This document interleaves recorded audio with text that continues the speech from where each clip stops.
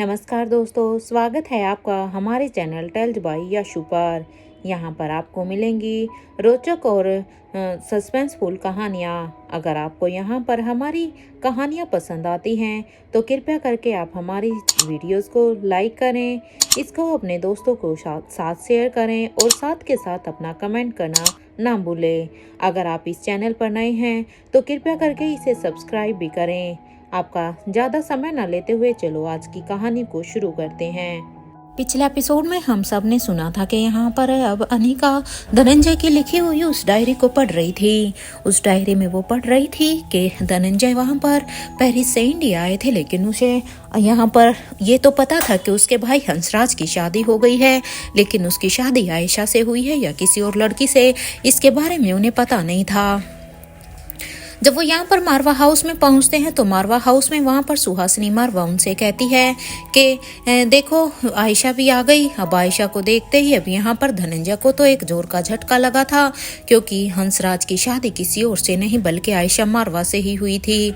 इसलिए वो सभी से कहते हैं मुझे भूख नहीं है, मैं अपने कमरे में जा रहा हूँ, मुझे आराम करना है। और ये कहते हुए ही धनंजय यहाँ पर अपने कमरे में आ जाते हैं, क्योंकि उसे कुछ भी समझ में नहीं आ रहा था कि भला आयशा उसके साथ ऐसा कैसे कर सकती है। इधर अपने रूम में धनंजय पीरामल कुछ देर तक अपने रूम में बैठते हैं, क्योंकि उसके चेहरे पर परेशानी साफ साफ देखी जा रही थी। उसे कुछ भी समझ नहीं आ रहा था। उसे ऐसा लग रहा था जैसे उसका तो सब कुछ खत्म हो गया हो। अब यहाँ पर ये सब सोचते हुए ही धनंजय पीरामल अब बाथरूम से बाहर निकल रहे थे कि तब भी उनके कानों में अब आवाज आती है दरवाजे को नॉक होने की। अब धनंजय यहाँ पर खुद के इमोशंस को कंट्रोल करते हुए अब वो दरवाजे के पास जाते हैं, और जब वो दरवाजे के पास जाते हैं तो अब उस दरवाजे को जैसे ही खोलते हैं उनके सामने कोई और नहीं बल्कि खुद आयशा मारवा ही खड़ी थी। आयशा को वहां पर देखकर और बिना कुछ बोले ही अब यहाँ पर धनंजय चुपचाप ही अंदर की तरफ आ जाते हैं, और अब धनंजय मिरर के सामने आकर अब वो रेडी होने लगते हैं। यहाँ अब आयशा मारवा धनंजय को इस तरह से चुपचाप अंदर जाता हुआ देखकर अब आयशा मारवा भी अब उसके कमरे में आ जाती है, और कमरे में आने के बाद अब आयशा दरवाजे को बंद कर देती है। और अब दरवाजे को बंद करते हुए आयशा अब धनंजय पीरामल से कहती है, धनंजय अच्छा हुआ आप यहाँ पर आ गए, मुझे आपसे कुछ जरूरी बात करनी थी। इधर नाश्ते की ट्रे को टेबल पर अब रखकर अब यहाँ पर आयशा अब धनंजय पीरामल के पास आकर खड़ी हो जाती है, और अब वो धनंजय से कहती है एक बार प्लीज मेरी बात तो सुन लो, क्योंकि जब तुम मेरी बात को सुनोगे तो शायद तुम मेरी कंडीशन को समझोगे। इधर आयशा यहाँ पर अपनी पूरी की पूरी सिचुएशन को धनंजय पीरामल को बताना चाहती थी, लेकिन यहाँ पर आयशा की ये बात सुनते ही अब धनंजय पीरामल जो कि अभी अपने बालों को कोम कर रहे थे वो आयशा को बिना देखे ही कहते हैं, मेरे ख्याल से आप यहाँ पर ब्रेकफास्ट लेकर आई है ना, तो आपका काम हो चुका है, आपने उस ट्रे को यहाँ पर रख दिया है, तो मेरे ख्याल से अब आपको यहाँ पर से जाना चाहिए, क्योंकि अब आप किसी और की पत्नी है। और मैं ये बिल्कुल भी नहीं चाहूँगा कि किसी को भी इस बात की भनक भी लगे कि आप यहाँ पर मेरे कमरे में हैं। इधर धनंजय का ये इतना रूखापन सा जवाब सुनते ही अब आयशा एक पल से हैरान हो जाती है। हालांकि आयशा को भी इस चीज़ की उम्मीद तो थी कि जरूर धनंजय कुछ ऐसा ही सोच रहे होंगे, लेकिन अब आयशा कहती है प्लीज़ धनंजय एक बार मेरी बात तो सुन लो प्लीज़, क्योंकि मेरे ये बात बताना बहुत ही ज़रूरी है। अब आयशा की इस बात पर अब धनंजय पीरामल कहते हैं क्या सुनूं आयशा मैं, हाँ तुम ही बताओ क्या सुनूं, और क्या सुनने को अब रह गया है। वैसे मैं क्या ही तुमसे ये सवाल कर रहा हूँ, क्योंकि अब तो मैं ये किसी भी हक से तुमसे ये सवाल भी नहीं कर सकता। वैसे भी मेरा अब कोई हक भी तो नहीं है। तुम्हारे लिए मूव ऑन करना कौन सी बड़ी बात है ना आयशा, क्योंकि तुम तो अब मूव ऑन कर चुकी हो। अरे जब तुम मेरे साथ अक्षय वर्मा से मूव ऑन जब तुम मेरे साथ रहने के लिए अक्षय वर्मा से मूव ऑन कर सकती हो, तो हंसराज के साथ रहने के लिए तुम मुझसे भी तो मूव ऑन कर सकती हो। तो बताओ, अरे गलती तुम्हारी नहीं है आयशा, गलती तो मेरी ही थी ना तुम्हें समझने में, क्योंकि तुम्हें समझने में मैंने ही गलती कर दी। अरे तुम जैसी लड़कियां कभी किसी एक की हो ही नहीं सकती हो। जब तुम अक्षय वर्मा की नहीं हुई तो तुम मेरी क्या होगी, और जब तुम मेरी नहीं हुई तो अब तुम हंसराज मारवा की भी क्या होगी। और हाँ देखो ना, मैंने तुमसे अपना दिल लगा लिया था, जबकि मुझे तो पता ही था तुम्हारी शादी तो पहले से ही हंसराज मारवा से होने वाली थी। इसमें गलती तुम्हारी नहीं आयशा, गलती मेरी ही है, क्योंकि पता होते हुए भी मैंने तुम्हारे साथ अपना दिल लगाया। मुझे वो सब नहीं करना चाहिए था, मुझे तुमसे प्यार करना ही नहीं चाहिए था। और तुमने ये किया भी। अरे तुम किसी से गलत नहीं हो, तुम कहीं से भी गलत नहीं हो, गलत तो मैं हूँ हर जगह। अरे जो तुमसे प्यार कर बैठा था, बेवकूफ़ हूँ मैं, कितनी बड़ी गलती की है मैंने। शायद उसका पश्चाताप अब मैं अपनी उम्र भर भी ना कर सकूं। इधर धनंजय की ये बातें सुनकर आयशा का तो जैसे कलेजा फट कर आ रहा था। ऐसा लग रहा था कि धनंजय की कही हुई एक एक बात आयशा के दिल को चीर रही थी। इधर धनंजय की ये बातें सुनकर तो अब आयशा मारवा का हाथ अब उनके ऊपर उठ गया था, क्योंकि जैसे ही धनंजय ने ये सब कहा तो अब आयशा से ये सब सुनना मुश्किल हो रहा था। और अब उसने जल्दी से ही, जितनी ही जोर से हुआ उतनी जोर से अब धनंजय को एक चाटा मार दिया। और चाटा मारते हुए अब आयशा कहती है, आई तो थी मैं यहाँ पर तुम्हें कुछ बताने के लिए, लेकिन तुम मेरा सच जानना अब शायद डिजर्व ही नहीं करते हो। ये कहते हुए ही आयशा अब अपने इमोशंस को अपने अंदर दबा लेती है, क्योंकि आयशा का मन तो कर रहा था कि वो यहाँ पर फूट फूट कर रोए, लेकिन अब वो यहाँ पर धनंजय के सामने बिखरना नहीं चाहती थी, वो यहाँ पर रोना नहीं चाहती थी, क्योंकि धनंजय की बातों को सुनकर अब यहाँ पर आयशा को बहुत ही बुरा लग रहा था। और वो समझ गई थी कि अब उसका धनंजय से कोई रिश्ता ही नहीं है, क्योंकि जो उसने तो धनंजय से प्यार किया था, लेकिन अगर वो उसकी बात को सुनना भी नहीं चाहता, उसकी कंडीशन को समझना भी नहीं चाहता, तो फिर क्या फायदा है। इसलिए अब वो वहां से दरवाजे को खोलती है और जल्दी से बाहर की तरफ जाने लगती है। तो वहीं धनंजय पीरामल बस आयशा ने जैसे ही उसके मुंह पर वो थप्पड़ मारा था, वो बस उसी हैरानी में था। वो बस अब यहाँ से जाते हुए आयशा को ही देख रहे थे। देखते ही देखते ऐसे ही 15 दिन बीत गए थे और सभी यहाँ पर अब 15 दिन बाद डाइनिंग टेबल पर ब्रेकफास्ट कर रहे थे। तो वहीं सुहासिनी मारवा डाइनिंग टेबल पर कहती है, धनंजय ये खाकर देख, आयशा ने बनाया है, तुझे पसंद है ना। इस बात पर अब धनंजय पीरामल कहते हैं, नहीं माँ, अब मुझे ये सब पसंद नहीं है, मेरी पसंद अब चेंज हो गई है, और वैसे भी पसंद को बदलने में कितना टाइम लगता है। इतने वक्त से अब धनंजय रोज ऐसे ही बातें करके आयशा के दिल को दुखा रहे थे, क्योंकि 15 दिन से जैसे ही खाने की टेबल पर जो भी चीजें यहाँ पर आयशा के हाथ की बनी हुई होती थी, वो ऐसे ही उन सब चीजों के लिए आयशा पर ऐसे ही टोंट कसते थे। वो तो आयशा को इग्नोर ही करते थे, और जब भी कुछ बोलते उससे आयशा का दिल टूट जाता। यहाँ आयशा भी अब सभी को सर्व करने ही वाली थी कि तभी अब अचानक से उसे चक्कर आने लगते हैं, और अब वो यहाँ पर चक्कर आकर बेहोश हो जाती है। आयशा को इस तरह से अचानक से जमीन पर गिरा हुआ देखकर, उन्हें ऐसे देखकर अब सभी एकदम से ही घबरा जाते हैं। क्या ये ऐसे आयशा को क्या हुआ।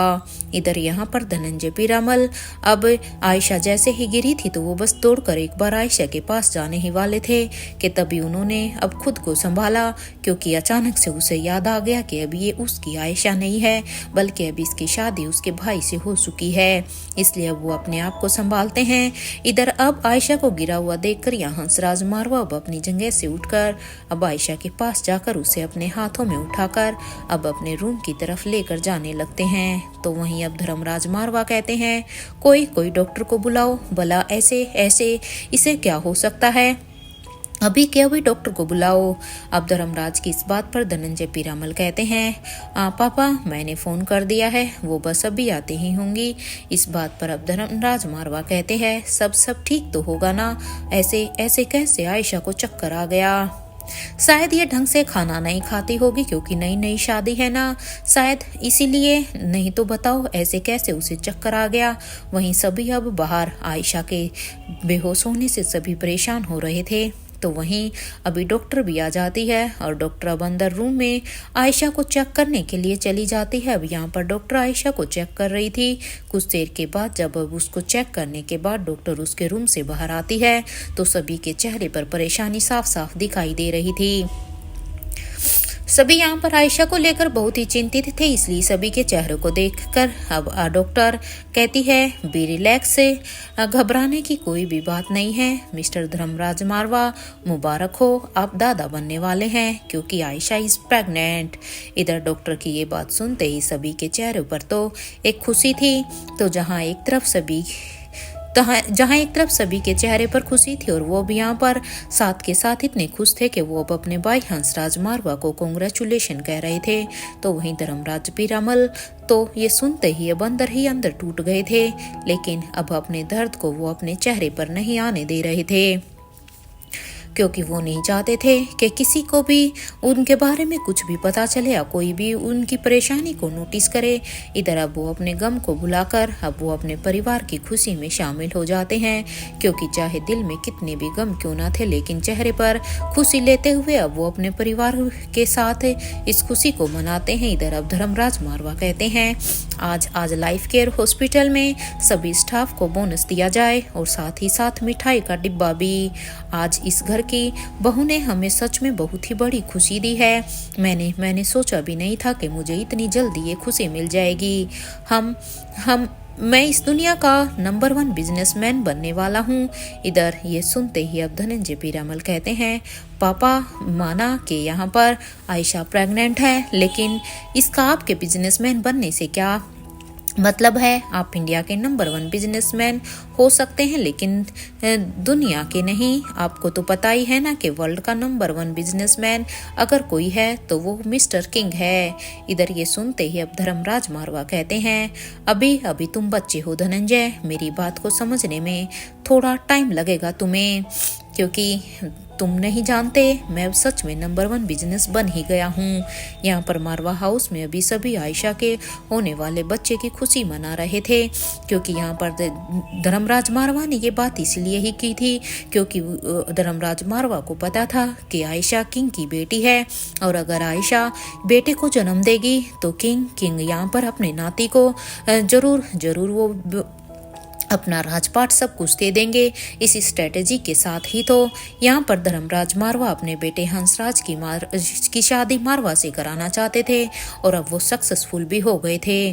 तो वहीं इधर दूसरी तरफ धनंजय पीरामल अब यहाँ पर अब हंसराज को कांग्रेचुलेशन करने के बाद अब वो अपने रूम में चले जाते हैं, क्योंकि अब धनंजय के लिए पहले ही ये चीज बर्दाश्त नहीं हो रही थी कि आयशा ने उसे धोखा दिया है। उसने उसके भाई से शादी की थी, लेकिन अब अचानक से उसके लिए ये एक और धमाका ही था कि आयशा प्रेग्नेंट है, वो भी आयशा की कोख में अब उसके भाई का बच्चा है। इसलिए अब धनंजय से यहाँ रुक पाना बहुत ही मुश्किल हो रहा था, इसलिए अब वो अपने बैग को पैक करने लगते हैं। वो बस अभी यहाँ रुकना ही नहीं चाहते थे, इसी सन वो यहाँ से निकल जाना चाहते थे। अब वो अपने मन ही मन में सोच लिया था कि अब वो कभी भी अपनी जिंदगी में ना तो कभी आयशा से मिलेंगे और ना ही कभी उसकी शक्ल देखेंगे। ये सोचकर ही अब वो अपने सामान के साथ साथ अब अपने रूम से बाहर निकल कर आ जाते हैं। अब उन्हें ऐसे अपना सामान लेकर जाता हुआ देखकर अब सुहासिनी मारवा उन्हें रोकती है और अब वो उन्हें पीछे से कहती है धनंजय 1 मिनट, कहाँ जा रहा है तू? और वो भी इस तरह से, क्या तुम वापस जा रहे हो? सुहासिनी मारवा की इस बात पर अब धनंजय पीरामल कहते हैं हाँ माँ, मुझे राजमहल जाना होगा अभी और इसी वक्त। वहाँ से पापा का फोन आया है, उन्हें वहाँ पर मेरी जरूरत है। अब धनंजय की ये बात सुनते ही अब सुहासिनी मारवा कहती है अभी ही तो आया था तू, कितने ही दिन हुए हैं तुझे यहाँ पर आए हुए, ठीक से तुझे मन भर कर मैंने देखा भी नहीं है। अरे मैं तो तुझे, क्योंकि मैं तो इन शादी के इन सब में इतना बिजी हो गई थी कि मैं तुम्हें बता नहीं सकती, लेकिन हाँ काश तुम और रुक जाते। इधर सुहासिनी मारवा की ये बात सुनते ही अब धर्मराज मारवा कहते हैं अरे अब जाने दो ना इसे, वहाँ इसकी जरूरत है क्योंकि इसे वहाँ का भी तो कार्यभार संभालना है ना।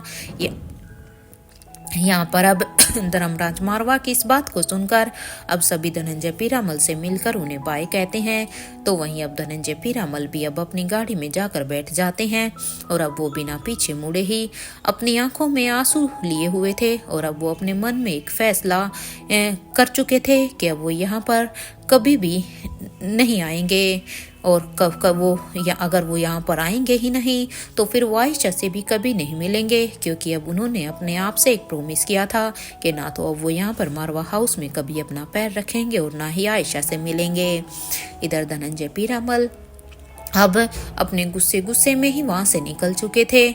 अब यहाँ पर वो अब सीधा ही ना तो करण से मिले ना मारवा हाउस में, और वो सीधा ही अब पेरिस आ चुके थे। और अब उन्होंने पेरिस में आने के बाद राजमहल में आए, क्योंकि अब उन्हें राजमहल के प्रति अब अपनी जिम्मेदारी को संभाला हुआ था। अब यहाँ पर धनंजय अपने काम में बहुत ही बिजी हो गए थे, क्योंकि अब उन्होंने अपने आप को इतना बिजी कर लिया था ताकि वो आयशा को मिस ही ना कर पाए। ऐसे ही अपने आप में अब उन्हें ना सोने का समय होता था ना ही खाने का। वो किस समय सो रहे हैं किस समय खा रहे हैं उन्हें कुछ आभास ही नहीं होता था। ऐसे ही दिन बीतते जा रहे थे। एक दिन अब धनंजय पीरामल अब किंग के फाइटर्स के साथ अब अपनी फाइट प्रैक्टिस कर रहे थे। इधर पेरिस के घने जंगल में जब उन्होंने अपनी प्रैक्टिस पूरी की तो उनके कानों में अब एक फाइटर की आवाज़ आती है, जो कि कह रहा था यहाँ पर देखो। अब सभी ये सुनते ही अब सभी उस तरफ जाने लगते हैं। तो अब धनंजय पीरामल कहते हैं यहाँ की मिट्टी तो गीली है, ऐसा लग रहा है कि यहाँ कुछ दफनाया गया है, क्योंकि ये मिट्टी हमें बता रही है जैसे इसे अब कुछ समय पहले ही खोदा गया था और उसे फिर से वापस से ऐसे ही डाल दिया गया है। क्योंकि अगर ये टाइट होती तो शायद ये पहले की होती, लेकिन क्या हो सकता है इस मिट्टी के अंदर। इधर धनंजय की ये बात सुनते ही अब एक फाइटर कहता है पता नहीं, लेकिन क्या हो सकता है, हमें एक बार देखना चाहिए। अब उसकी इस बात पर अब धनंजय पीरामल कहते हैं ठीक है, बट केयरफुल होकर, कुछ भी हो सकता है। यहाँ पर अब वो सभी अब एक साथ ही मिलकर वहाँ की मिट्टी को हटाने लगते हैं, क्योंकि सभी को कुछ भी समझ में नहीं आ रहा था कि आखिर जब वो यहाँ पर प्रैक्टिस कर रहे हैं तो यहाँ पर कौन क्या कर सकता है और यहाँ पर क्या हो सकता है। इसलिए अभी कुछ देर के बाद जब उन्हें एहसास होता है कि वहाँ तो 2 जन्मे हुए बच्चे उन्हें वहाँ पर तो 2 नवजात जन्मे हुए बच्चे दफनाए गए थे। अब उन्हें वहाँ से उठाकर ये सभी अब उन्हें CPR देने लगते हैं, क्योंकि इन बच्चों को देखने से ही इनकी हालत अब बहुत ही खराब लग रही थी और इनके चेहरे में भी मिट्टी घुस चुकी थी। वो तो समय अच्छा था कि यहाँ पर उनकी नज़र समय से पड़ गई और इन बच्चों को बचाया जा सका। यहाँ उन बच्चों को देखकर अब एक फाइटर कहता है ये किसने किया होगा? अरे भला कोई इतने छोटे बच्चों को भी ऐसे मिट्टी में दफनाता है क्या? उसकी एक बात को सुनकर अब दूसरा फाइटर कहता है ये तो देखने में भी ऐसे लग रहे हैं जैसे इनका जन्म अभी हाल ही में हुआ है, क्योंकि ये तो न्यू बोर्न बेबी लग रहे हैं। अरे कौन इतने छोटे बच्चों के साथ इतना घिनौना अपराध कर सकता है? अरे वो तो इनकी किस्मत अच्छी थी, या यूँ समझे कि हमारी किस्मत अच्छी थी कि हमें समय से पता चल गया। अब यहाँ पर अब एक और फाइटर कहता है मैं इन दोनों को अभी के अभी किंग के पास लेकर जा रहा हूँ, शायद वो कुछ कर पाए, क्योंकि ये पता नहीं बेचारे कितने समय से मिट्टी में दफने हुए हैं। और वो तो अच्छा हुआ कि हमारे में से किसी का भी प्रेशर इस गीली मिट्टी पर नहीं गया, नहीं तो पता नहीं इन बच्चों के साथ क्या होता। इधर उसकी ये बात सुनते ही अब सभी में अपना सिर हिला देते हैं, क्योंकि सभी को किंग के ऊपर पूरा भरोसा था कि जरूर किंग तो इन्हें बचा ही लेंगे, क्योंकि बच्चों की हालत अब ऐसी थी कि कोई कुछ भी नहीं कह सकता था, किसी भी पल कुछ भी हो सकता था। वहीं अब वो फाइटर दौड़कर अब उन दोनों ही बच्चों को लेकर अब उस तरफ जाने लगता है जहां पर किंग थे, और बाकी सभी वहां पर अभी रुके हुए थे। इधर अपनी फाइटिंग प्रैक्टिस करने के बाद अब धनंजय पीरामल वापस से राजमहल में आ जाते हैं और अब वो फिर से अपने काम में लग जाते हैं। इधर धनंजय पीरामल का ये रूटीन हो गया था और उनके रूटीन में तो खुद के लिए भी अब उसके पास टाइम नहीं था। देखते ही देखते ऐसे ही वक्त ऐसे ही बीत रहा था कि तभी अब एक रात धनंजय पीरामल राजमहल के अंदर आ रहे थे तो उन्होंने देखा कि सामने उनकी बहन रेवती खड़ी है और उसके हाथ में एक बच्चा है। इधर अपनी बहन के पास जाकर अब वो उससे कहते हैं ये बच्चा कौन है रेवती? अब धनंजय की ये बात सुनते ही कविन रेवती कहती है ये आयशा का बेटा है भाई, अभी कुछ देर पहले ही इस दुनिया में आया है। रेवती की ये बात सुनते ही अब धनंजय पीरामल कहते हैं आयशा यहाँ पर क्या कर रही है रेवती? और हाँ रेवती, तुमने किंग के कहने पर कौन से पेपर पर साइन किए थे, क्योंकि मुझे पता चला है कि तुमने किन्हीं पेपर पर साइन किए थे। क्या तुम मुझे बता सकती हो? क्या तुमने एक बार भी उनसे पूछा नहीं कि तुम कौन से पेपर पर साइन कर रही हो? इधर धनंजय की इस बात पर अब रेवती कहती है, भाई आप बिल्कुल भी चिंता मत कीजिए, क्योंकि किंग हमारे प्रोटेक्टर हैं और उनसे सवाल करना और उनसे सवाल हम नहीं कर सकते हैं, क्योंकि जब कोई हमें प्रोटेक्ट करता है तो फिर चाहे वो कुछ भी कह रहा है हमें आंख बंद करके उसकी बात को मान लेना चाहिए।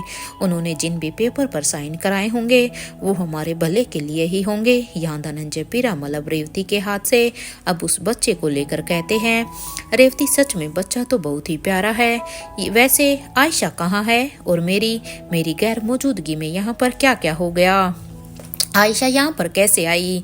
इधर ही धनंजय की ये बात सुनते ही अब कविन रेवती कहती है, आप आइए ना मेरे साथ, मैं आपको सब बताती हूँ। यहाँ रेवती अब धनंजय पीरामल को अपने साथ लेकर अब एक सीक्रेट रूम की तरफ जाने लगती है।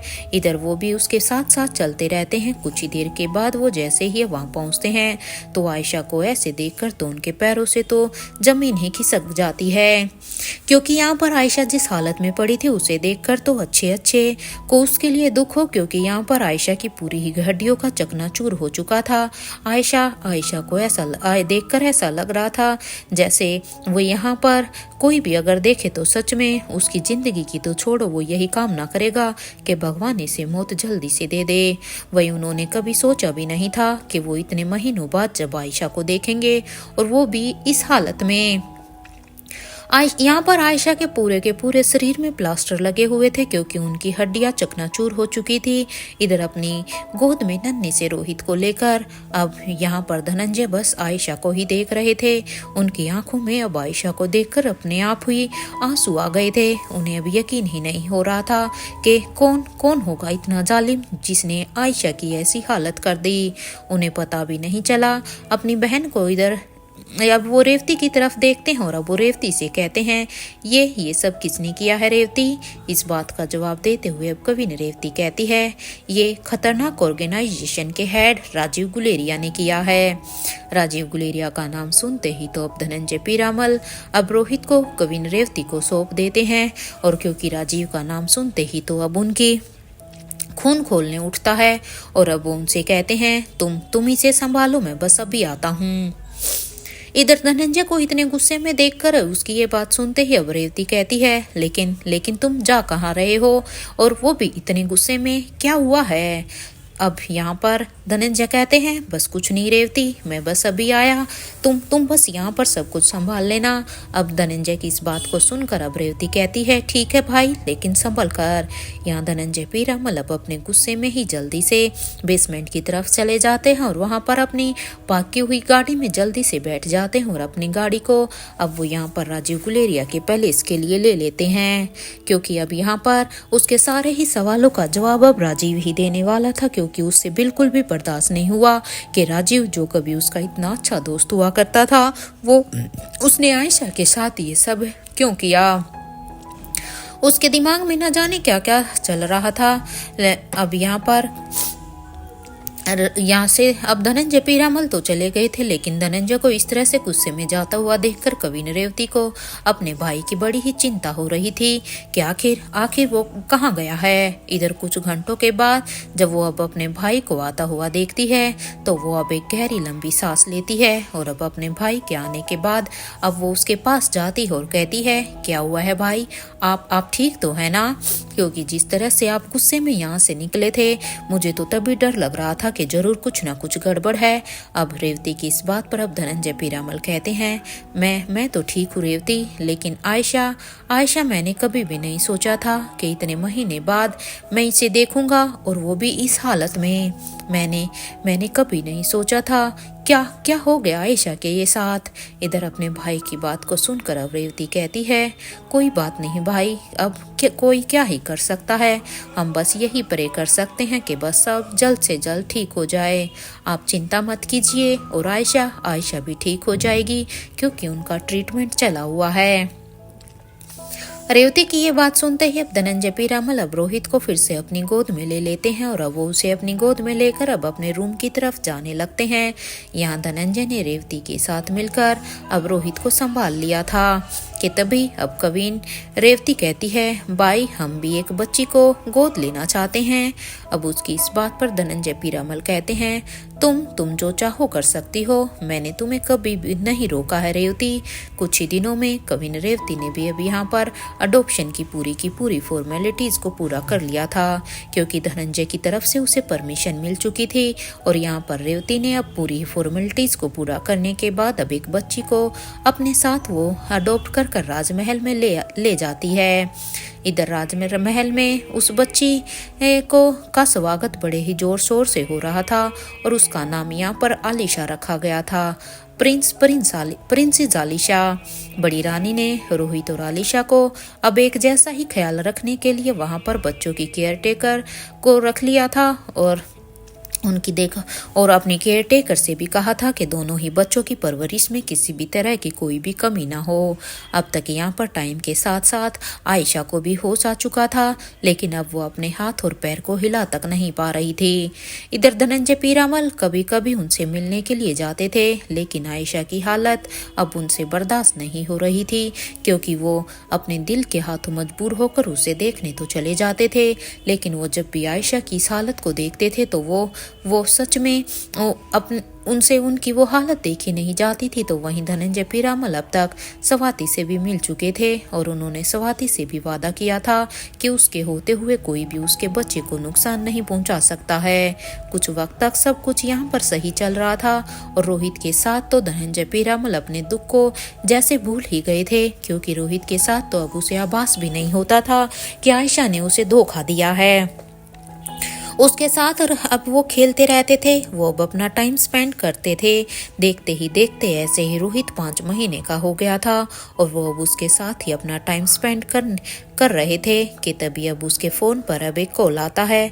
तो सामने से उसे आवाज़ आती है कि जितनी जल्दी हो सके किंग के पैलेस में आ जाओ, क्योंकि उस किंग ने उन्हें यहाँ पर अपने पैलेस में बुलाया है। अब यहाँ से उस आवाज़ को सुनते ही धनंजय पीरामल कहते हैं, ठीक है मैं बस अभी आता हूँ। और इधर अपने फ़ोन को डिस्कनेक्ट करके अब धनंजय पीरामल रोहित की केयर टेकर रोहित को उसकी केयर टेकर से देते हुए कहते हैं, बच्चों का ख्याल रखना, मैं बस अभी आता हूँ। ये कहते हुए ही धनंजय पीरामल अब वहाँ से जाने ही वाले थे कि तभी उनके कानों में अब उनकी बहन रेवती की आवाज़ आती है, जो कि पीछे से उन्हें रोकते हुए कह रही थी, भाई आज आप मत जाइए, देखिए ना स्वाति को कभी भी लेबर पेन शुरू हो सकता है। रेवती की इस बात पर अब धनंजय पीरामल कहते हैं, तुम चिंता मत करो, मुझे कुछ जरूरी काम है रेवती, और हाँ यहाँ सावित्री है ना, तुम चिंता मत करो, वो तुम्हारी हेल्प करेगी। इधर अपनी बहन से मिलकर धनंजय पीरामल अब किंग से मिलने के लिए चले जाते हैं।